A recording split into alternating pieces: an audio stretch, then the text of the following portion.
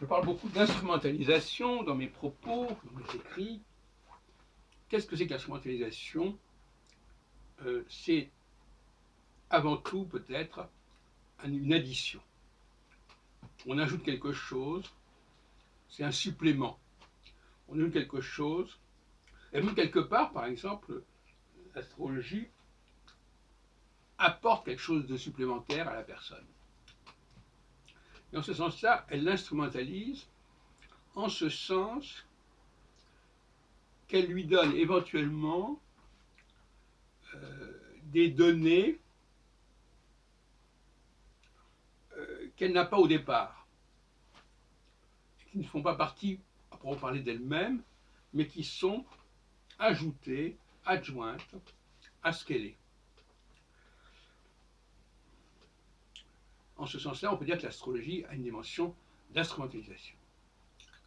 Tout comme d'ailleurs elle instrumentalise également quelque part, pour des raisons différentes, le cosmos, le ciel. Elle apporte aux planètes des significations supplémentaires qui ne sont pas intrinsèques à ces planètes, tout le fameux débat des anti-astrologues qui disent mais oui, mais les planètes ne sont pas faites pour ça. Justement, elles ne sont pas faites pour ça, mais on leur apporte quelque chose de supplémentaire. Et je terminerai en disant qu'il faut distinguer entre des objets qui sont instrumentalisés, qui n'ont pas été conçus pour ça, des objets qui sont instrumentés, c'est-à-dire qui sont fabriqués pour ça. Par exemple, une cuillère, a priori, elle est fabriquée pour un objectif précis, pour une fonction précise. Elle n'existerait peut-être pas sans cette fonction.